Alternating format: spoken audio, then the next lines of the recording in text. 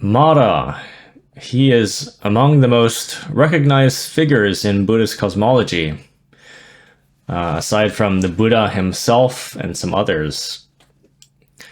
And Mara, fulfills a critical role in this universe because he represents a force that is in direct opposition to the Dhamma.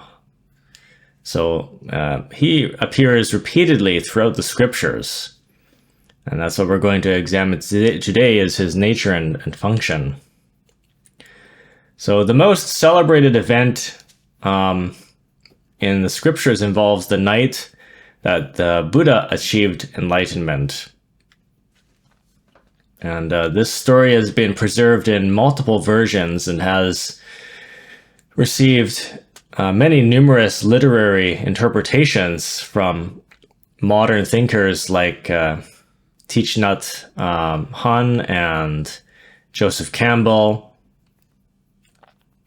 An early detailed account found in the Pali commentaries describes the Buddha seated on the Bodhimanda. And this location is cosmologically significant because it is the exact spot where all Buddhas attain awakening. So during this momentous event, deities from 10,000 world systems gather. They gathered in anticipation. And Mara, sensing his authority was at risk, so he arrived with a massive host of lesser and maleficent spirits. These followers are sometimes referred to as Maras or Mara's retinue. So they adopt terrifying demonic appearances. And of course, they did this on that night, and they launched various assaults. Mara threw everything at the Buddha, including these balls of burning coals and it's famously what happened. They transformed into lotus petals and landed harmlessly onto the ground, just as they're just about to strike the Buddha.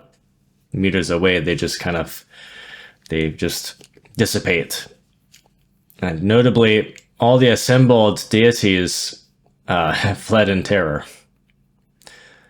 They were just so struck by this incredible Buddha. Who is this Gautama? Even the great Maha Brahma and the leader Sakka retreated to the edges of the universe. But Maha Brahma, however, displayed a slightly different reaction by planting his ceremonial parasol at the summit of Mount Sineru before leaving. So this suggests that the deities were not fleeing simply out of fear, but because they recognized Mara as the supreme master of the sensory realm, which is a domain to which they were still subject to.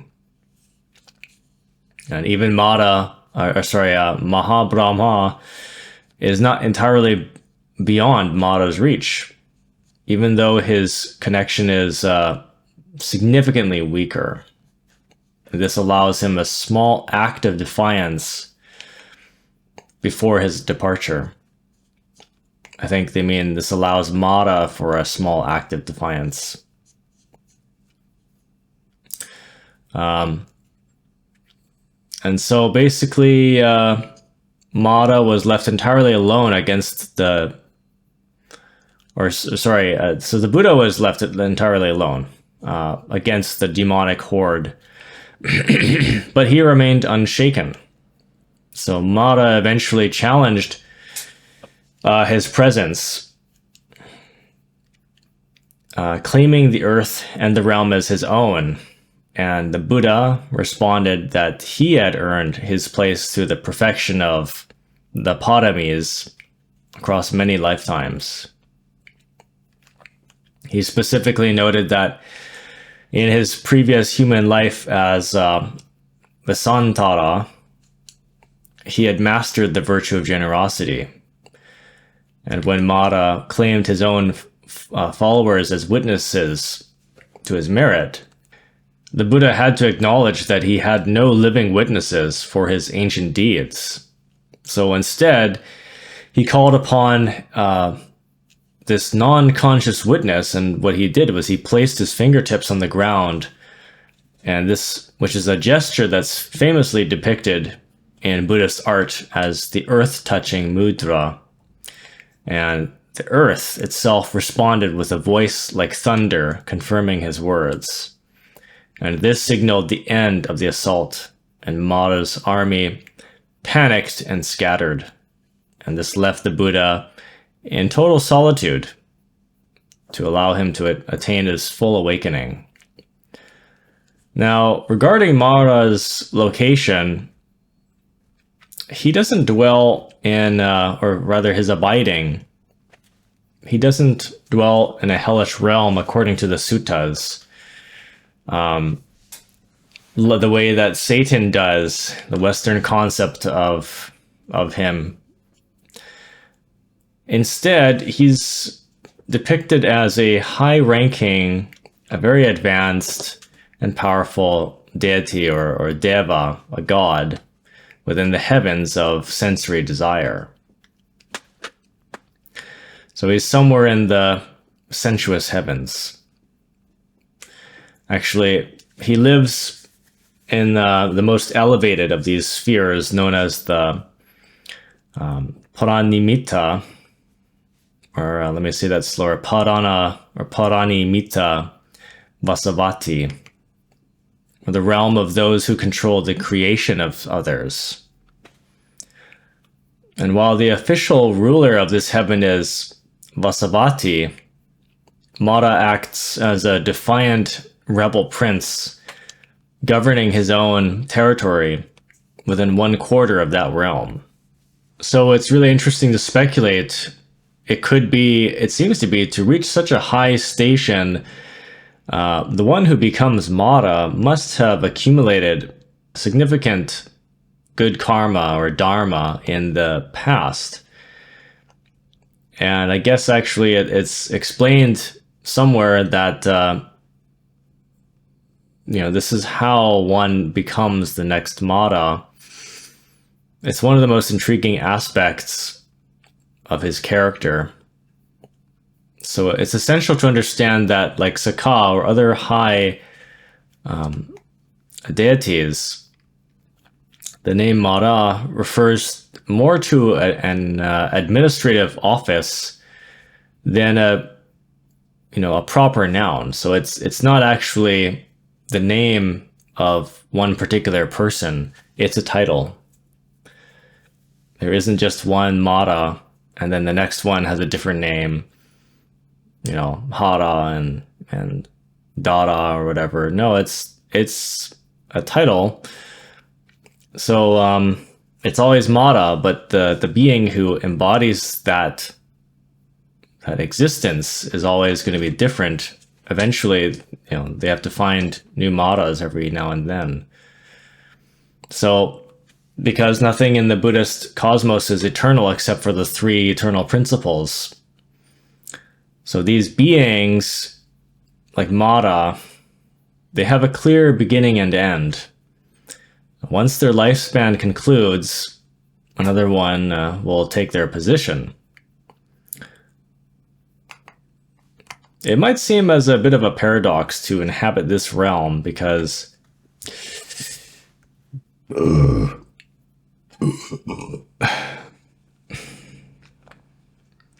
you have to accumulate an incredible, mountain of merit through good deeds to enter into these heavens. And it could be that this merit is coupled with an intense jealousy of power. So Mara is a being who has done enough good to reach the heavens, but lacks any impulse toward renunciation. and this leads him to oppose the Buddha, who dismisses the ultimate value of these sensual realms. So this demonstrates both the strength and the great limitation of meritorious karma when it's not directed toward liberation.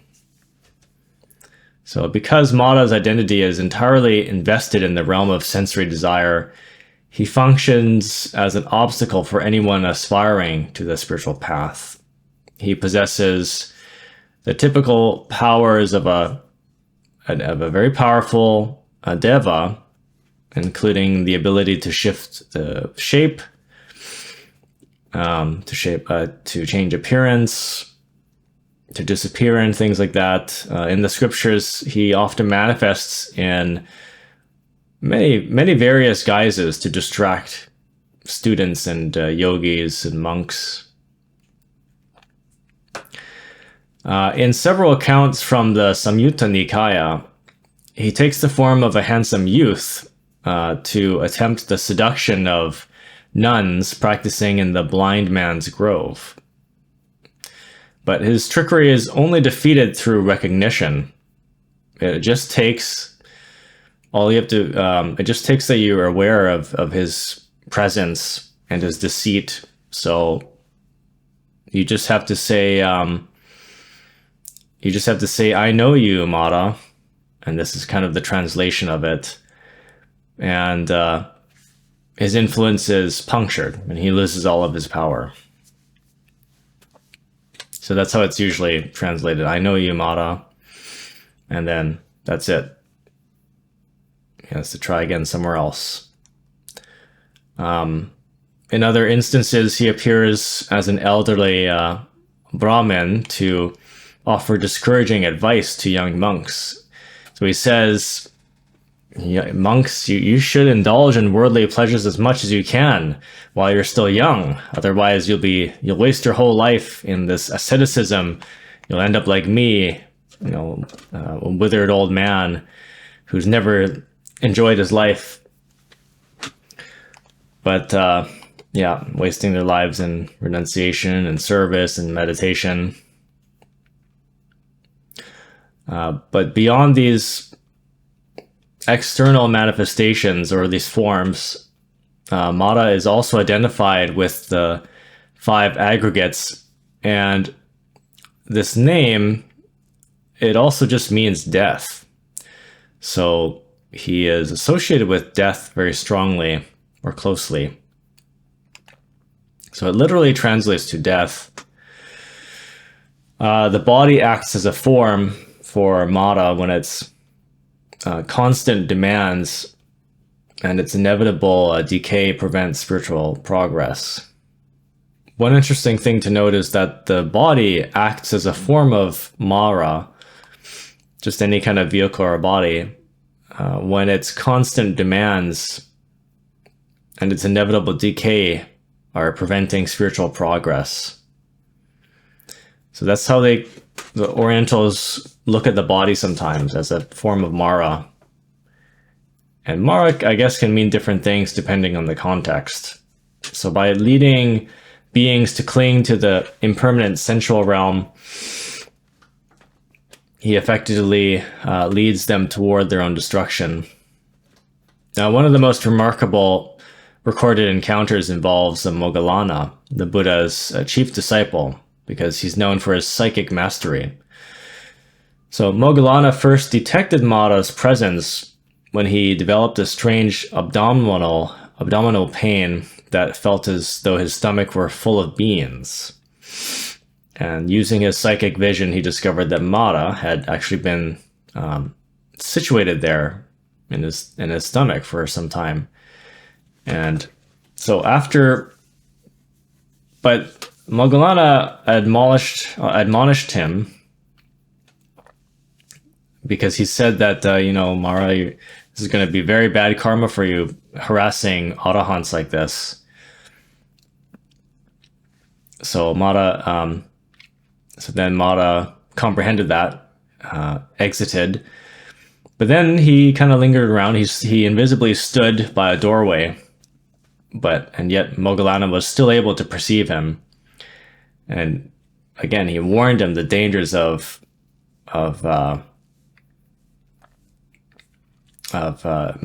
deceiving arahants like this, and targeting these high gods and harassing them.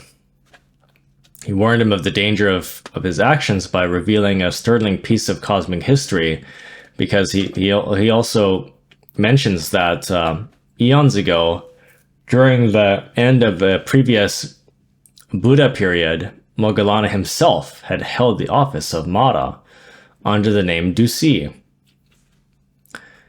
And what's more, the current Mara was revealed to be the son of Dusi's sister, Kali. So this makes Mara Moggallana's nephew from a past age. And while the name Kali is associated with the destructive goddess of later mythology, in this context, it highlights the dangerous and chaotic lineage from which Mara emerges. So in a previous cosmic age, during the era of the Buddha, Kakusanda, Moggallana held the office of Mara under the name Dusi. And during that time, he actively sought to distribute the Sangha by manipulating the minds of local villagers.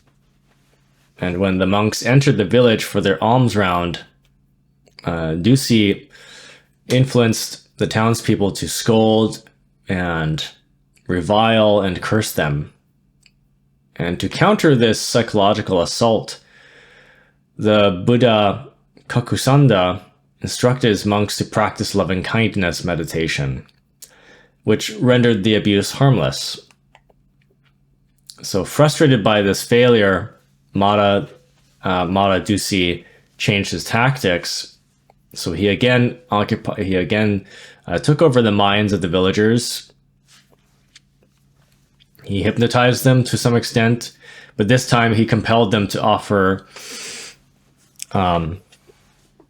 excessive praise and lavish homage, hoping to trigger self-aggrandizement and vanity within the monks. And in response, the Buddha had his followers meditate on the repulsiveness of the physical body to maintain their equanimity. Now, the final escalation occurred when the Buddha Kakusanda was leaving the village with his chief disciple, Vidura. So Mara Dusi assumed the form of a young boy and threw a stone, striking the disciple's head and drawing blood. And at that moment, the Buddha turned around and declared that Mara had gone too far. And due to the extreme gravity of that negative karma, Mara died instantly and was reborn in the Avicii, or Niraya hell. Moggallana recounted this to the current Mara, the current one, the present one, and described the horrific nature of his punishments. So from the result of that past action, he possessed a body, like a humanoid body with a fish head, and demons. He was condemned to be thrusted with spears by these demons for, I believe it was an entire kalpa, which is inconceivable. And he was told that when the spearheads meet in the center of his body, that's how he would know that 1,000 years had passed. And I don't think that would be the end of it. This story serves as a very profound warning that those agencies attempting to impede spiritual practice are not immune to the laws of cause and effect. They still face immense consequences for these actions. So the realization that a chief disciple like Moggallana was once a Mara provides a refreshing and spacious perspective for modern students, because it highlights the vast and almost imaginable time frame of Buddhist cosmology, the narratives of these beings over many lifetimes, and even cosmic rounds. In the West, we often operate within narrow, short-term windows. But, within individual lives, that's what we refer to, even religiously. But the Dhamma encourages us to see ourselves as travelers along a very long journey of this chain of lifetimes in samsara.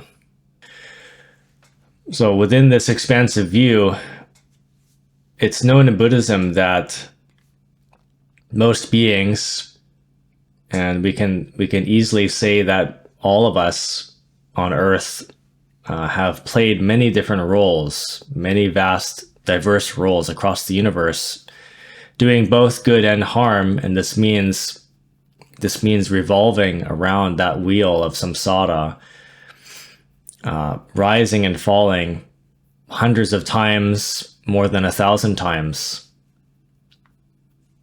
So understanding this, it kind of helps to remove the despair that accompanies a narrow focus on that single lifetime, because typically you do have this requires lifetimes of work usually. I mean, you can attain enlightenment in one life,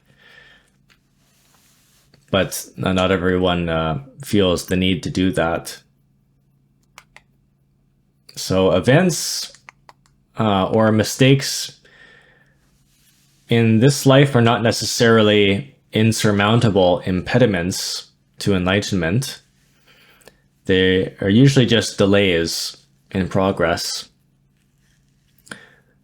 So just as a person looking back from age 60 might advise their, panicked 20-year-old self to relax, because there's a lot more time than they realize. They're not as old as they realize. Maybe you've become an adult now. You're not a kid anymore, but that doesn't mean that you're old, right? So the Buddhist perspective offers that much more expansive sense of time and space. So typically it invites us to relax and just recognize that this is, the path to liberation is a long-term process, and it's drawn out, and it's usually over the course of lives. It doesn't have to happen in one life. So usually we don't have to be burdened by the frantic sense of urgency.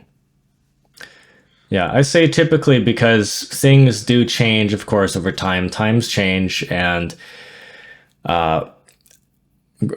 great cosmic days and ages come to an end. And in fact, we are at the end of an age. The Piscean age is over, and there's a new Aquarian age coming around. And most people don't realize that it's not really for our people.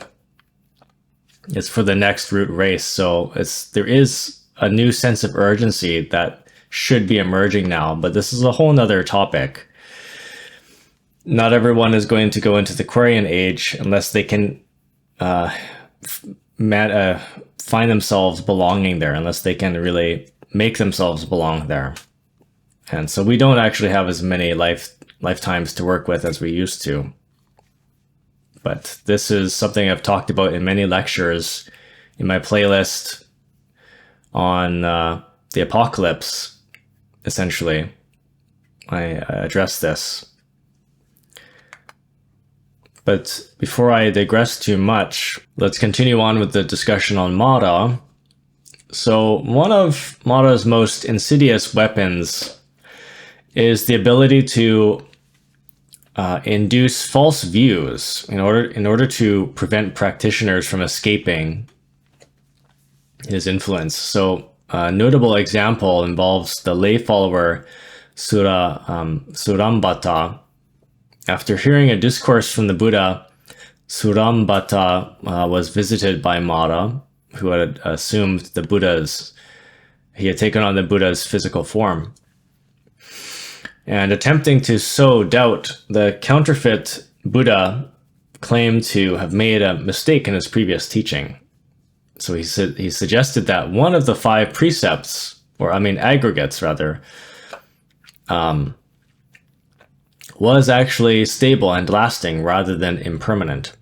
But Surambata, however, recognized this deception, and he noted that a true Buddha is always confident and consistent in his teaching. So he simply declared, "I know you, Mara," and effectively disarming the attack. So Mara exerts influence by manipulating the minds of others, but this isn't a total possession that absolves the individual of their own karma. So, and if you know anything about Gnostic Christianity, this is exactly the role of Satan and Lucifer. In fact, Lucifer has a very controlled way of tempting people. Lucifer means the bearer of light, right? That's really what his name means. So he needs to a certain degree, at the level that you're working at, and everyone's different, he needs to bear light on the defects, the 7 deadly sins and more, or the 5 aggregates of what you have. Bear light on the ones that need work.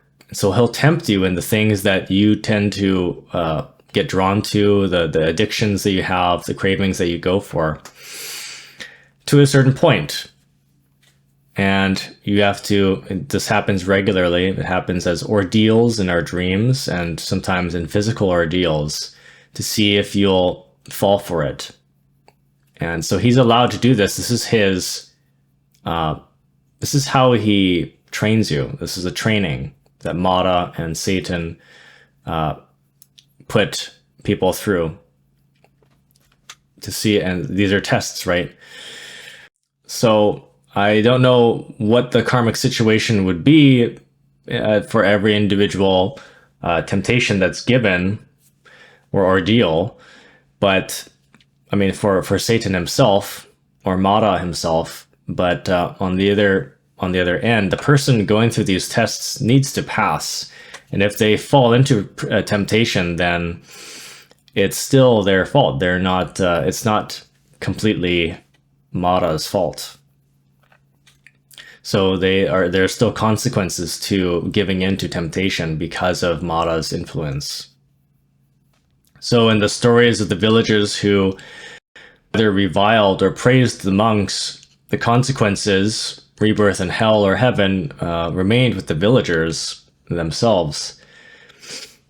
So as I said, it indicates that while Mara can exert these influences, the final volition remains with the individual.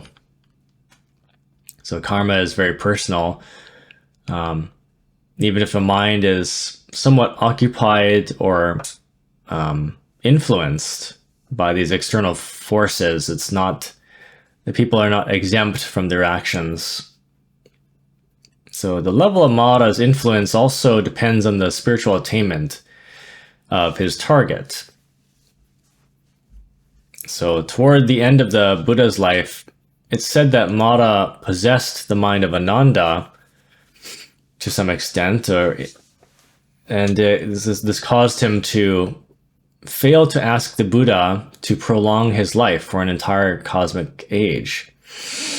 And the commentaries clarify that because Ananda was a Sotapanna, a stream enterer, he couldn't be possessed at the level of view, but he could get influenced at the level of perception.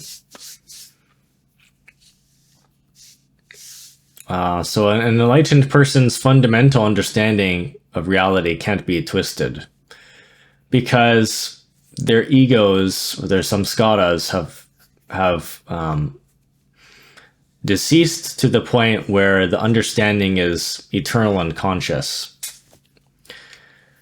But instead, Mara influences him at the level of perception, and he conjures frightful visions that distract and confuse Ananda. and this prevents him from processing the Buddha's last words. So the distinction is pretty important. The unenlightened person, Putujana, can have their very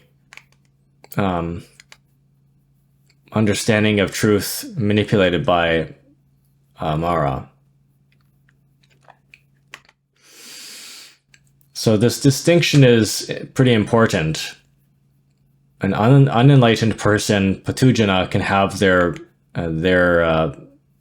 very understanding of truth manipulated by Mara, but a student who's reached the first stage of awakening, this will not be affected. It's just like a distraction or a misperception, a form of delusion that can occur to them. But nevertheless, these distractions can have a very significant consequence, as seen in Ananda's failure to ask the pertinent question that might have extended the Buddha's physical presence in the world. So there's a fascinating philosophical question regarding whether Mara is simply a psychological metaphor or a literal being. Because after the Buddha attained full enlightenment, he was entirely free of all delusion and temporary hindrances. So the very roots of craving were uprooted. And if Mara were merely a projection of internal desire, the Buddha would have had no internal material left for Mara to manifest form. And yet the scriptures record approximately 16 distinct interactions between the two after the Buddha's awakening. In every instance, the Buddha is shown to be completely immune to temptation, but the meetings continue to occur. And this suggests that the early tradition didn't merely psychologize these stories, they viewed Mara as a functional entity, kind of independent of an individual's mind. So the commentaries address this by distinguishing between different forms of Mara. They speak of the Kilesa Mara, so this is Mara as defilement, and Kanda Mara as the 5 aggregates, and Devaputta Mara as the literal celestial or the separate celestial being. So it's useful for practitioners to it can be useful to metaphorically view their own rising defilements or the body's demand as Mara, but the encounters with the Buddha and Arahants involve the Devaputta. This, I believe it really is a very advanced intelligence that I understand this to be a real and advanced intelligence that is, creating these agreements with your higher self, with your Tathagata, actually getting permission to send out ordeals to practitioners and people. So it's a force on its own. It is an uncanny element of the spiritual life that many monks describe. An experience of a force that feels like more than just a projection of the ego, But despite the Buddha's perfected state, Mara persists in his fruitless attempts to find a flaw and provoke him. The Buddha famously compared Mara to a fly buzzing around a bowl of hot porridge. That's what he tells Mara. He says, this is useless. Your attempts are fruitless, Mara. You are like a fly buzzing around a bowl of hot porridge. There's no way, who has no ability to land on any area. It's too hot. So this kind of cat and mouse game continues until the very end of the Buddha's life. And in their final encounter, Mara's tone shifts because he approaches the Buddha, and he argues that since his mission to establish the Dhamma is now complete, it was time for him to enter Paranibbana and leave the earthly realm. And by this point, the interactions take on a bit of a strange quality, almost as if they were maybe old friends or something who had known each other across eons. I mean, they certainly have this intimate knowledge and awareness of each other, and they have a relationship. They know each other. They've known each other for a long time. So the Buddha ended up admitting to Mara that he would indeed depart at the end of the reigns, granting, which is granting the request of Mara to enter Paranibbana for the Buddha. Not out of submission, but because it just aligns with his own timing and his personal mission. So there are parallels between the Buddhist accounts of Mara and Christian accounts of Satan and Lucifer. There are stories of Christ's temptation in the desert, and these are pretty striking because whether these similarities arise from a universal human experience of temptation or from historical influence is a subject of much interest, because given the 500-year gap between the Buddha and Christ, the Buddhist narratives could have traveled along the merchant and pilgrimage routes, and this could have facilitated, it could have been facilitated by Greek influence in the region. So in the desert, Christ's encounter with Satan really mirrors the Buddha's encounter with Mara in several ways. The command, get thee behind me, Satan. It resonates strongly with the Buddhist formula, I know you, Mara. And likewise, the three specific temptations offered to Christ correspond to the three forms of tanha, or craving, in Buddhist thought. So the first temptation, turning rocks into bread to satisfy Christ's fast, appeals to sensual desire, or kama tanha. The second temptation, the offer of the worldly kingship and power over all nations, represents the desire for becoming, the bhava tanha. Then there's the drive for status, this is the drive for status and continued existence. Then there's the third temptation, where Satan urges Christ to throw himself from a cliff. And this corresponds to non-becoming, vibhava tanha. So the impulse towards self-destruction or the temptation of unbecoming. And despite these similarities, there are fundamental differences too between these figures. At least scripturally, Satan is typically viewed as a fallen being, a fallen angel. He was a great angel, very advanced, very powerful, and he fell and became the antithesis of that. And he became intrinsically evil, dwelling in the lowest realms of hell. And Mara, by contrast, isn't explained to be evil, as he is just consumed by self-aggrandizement, like a lot of titans and asuras.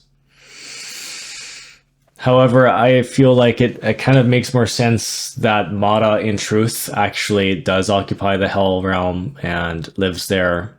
To me, the way that evolution works in Buddhist cosmology, that would make more sense. But he's depicted as a sensual god. He finds himself as the overlord of the entire realm of sensuality and destruction of souls. his motivation is, or rather, his motivation isn't the destruction of souls for the sake of evil, but a possessive fear that beings will escape his sneer.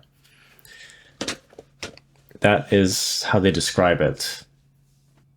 So Mata is intensely motivated to keep his customers and maintain his identity as this really influential power. And like an executive invested in, market share, Mata is terrified of losing the followers to the path of renunciation.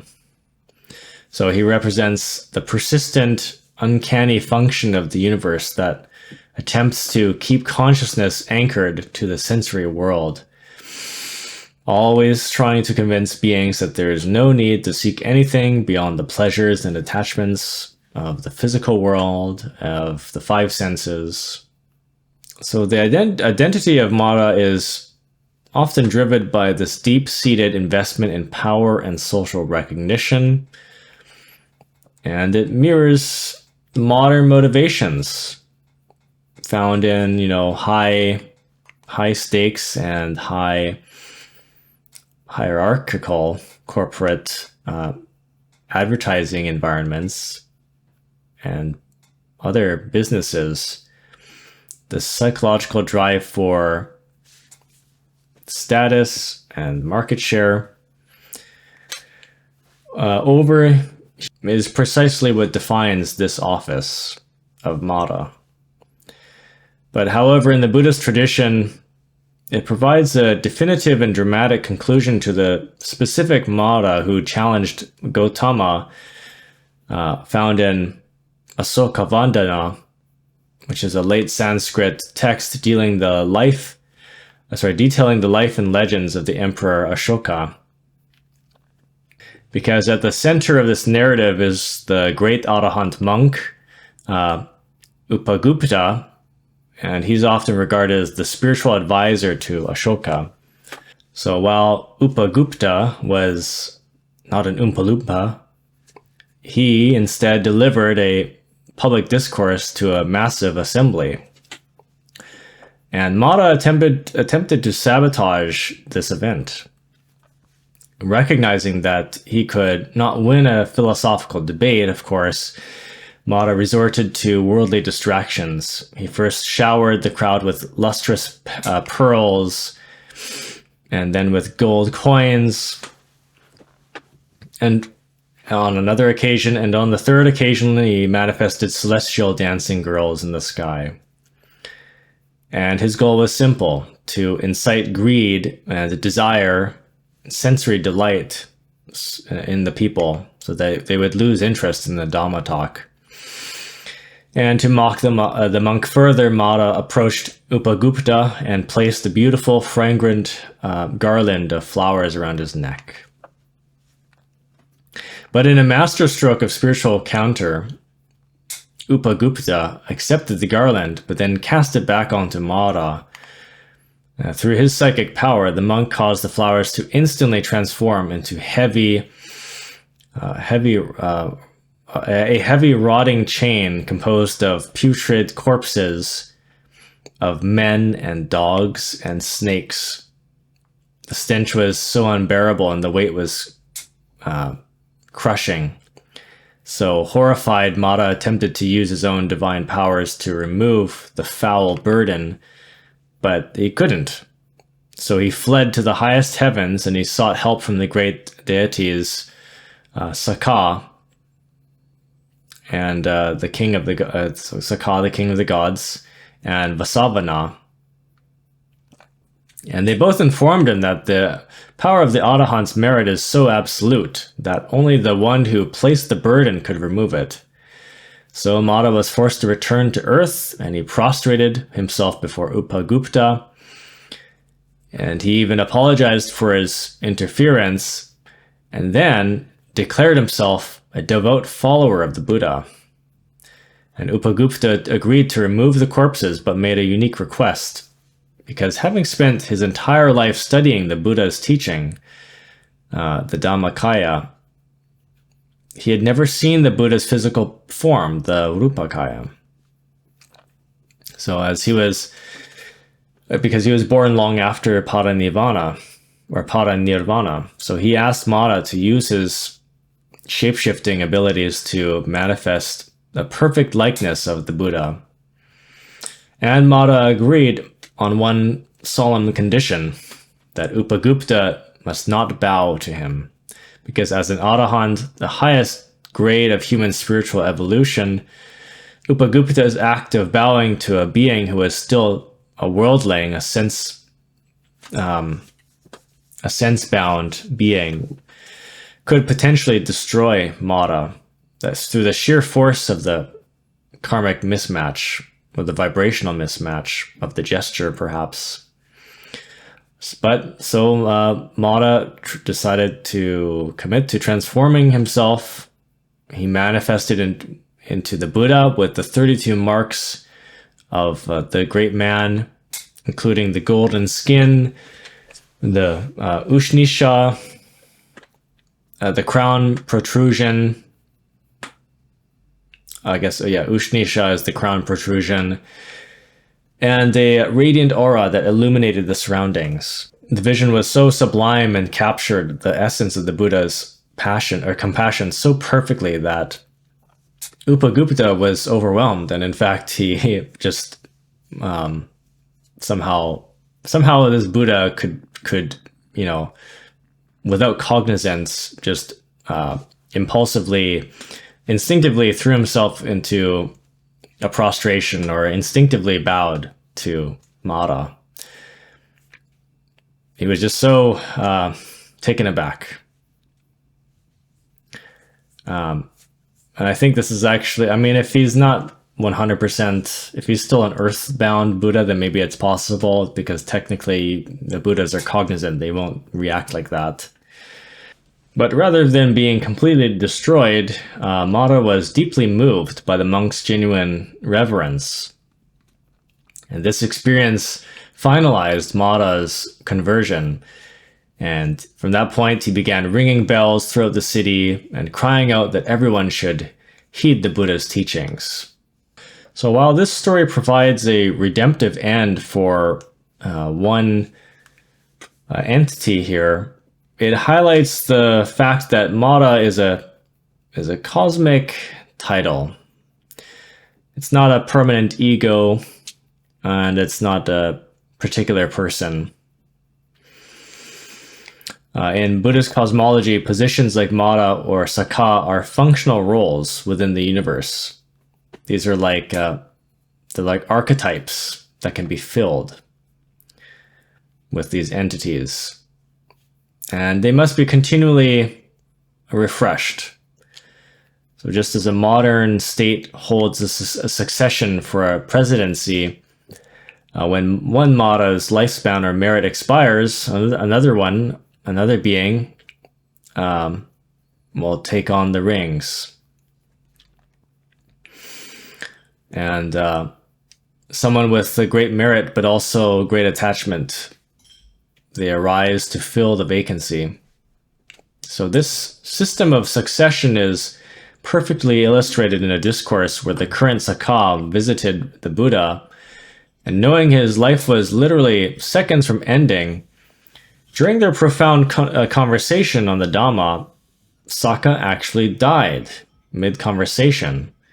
But however, because he was focused on the Buddha's words, at the moment of his passing, he was instantly reborn as the new Sakha in the very same spot. And, the transition was so instantaneous and seamless that none of the other deities or the devas in the assembly even noticed any change. It was seamless, just like this camera that keeps creating another clip, because they can't seem to record more than 30 minutes at a time. So this cosmic re-election ensures that while individuals pass away, their roles within the sensual realm remain occupied, or within any realm, really. And this maintains the ongoing drama of the samsaric cycle.